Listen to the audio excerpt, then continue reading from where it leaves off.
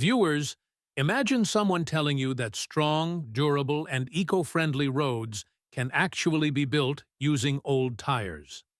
Sounds like a joke, right? But in Burkina Faso, Ibrahim Traore has launched a groundbreaking project that has now become the center of global attention.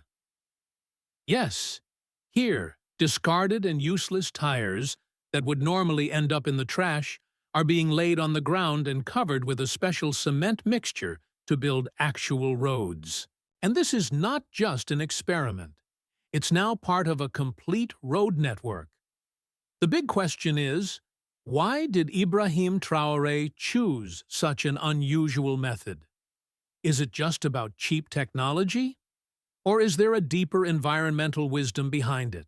These are the very questions that have left engineers across the world stunned. In this video, we'll show you how this bold project is transforming Burkina Faso's future, and why engineers worldwide are now eager to learn from this African nation. For decades, Burkina Faso has relied on international loans, and much of its infrastructure was outdated and broken. Roads would wash away in heavy rains or crack in extreme heat. Rural paths were dangerous and muddy, leaving ambulances, fire brigades, and school buses stuck for hours. These desperate conditions forced Ibrahim Traore to find a solution.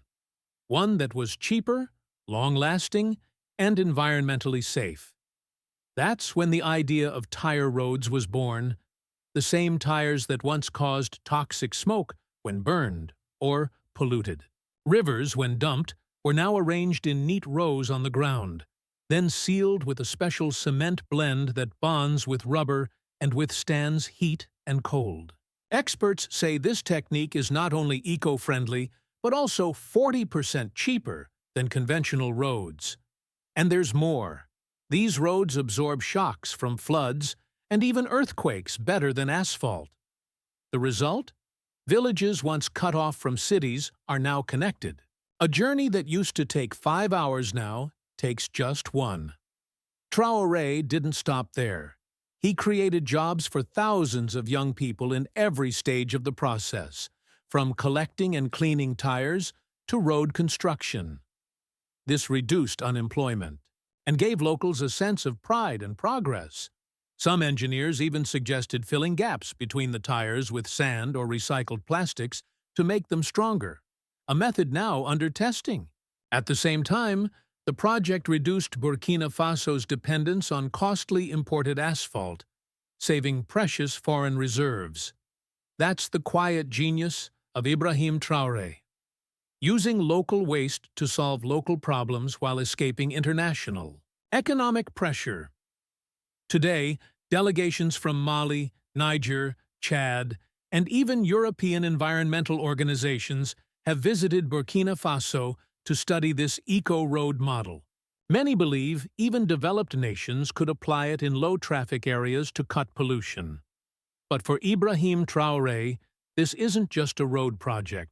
It's a vision, a belief in self-reliance, proof that even a poor nation can shock the world. With the right leadership, and roads are just the beginning. Traore has also started building artificial canals for farmers. These are not ordinary water ditches, but life-changing irrigation systems. For decades, farmers watched their crops die due to lack of rain, forcing families into hunger. Now, with canals to store and distribute rainwater year-round, farmers no longer rely on prayers for rain. They can finally grow wheat, rice, maize, vegetables, and fruits consistently, boosting both food security and exports. And then comes his most ambitious project, Burkina Faso's first solar city, a modern, eco-friendly city powered entirely by the sun. No electric poles, no reliance on oil or gas, no heavy electricity bills. Every home, school, hospital, and factory will have its own solar panels. This will not only end the energy crisis, but also create massive employment for local technicians. The city will have modern schools, solar buses with zero emissions, and even free solar internet zones for young people to connect with the world. Imagine, a country once ignored on the world map is now leading in renewable energy and sustainability. All of this happened because Ibrahim Traore didn't wait for foreign aid. He acted. And his vision has now turned into a symbol of hope, not just for Burkina Faso, but for Africa, the Muslim world, and oppressed people everywhere. So, viewers, we want to ask you, which of Ibrahim Traore's projects inspired you the most?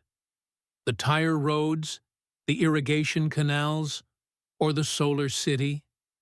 Tell us in the comments below. And if you believe the world needs to see this story of transformation, don't just keep it to yourself.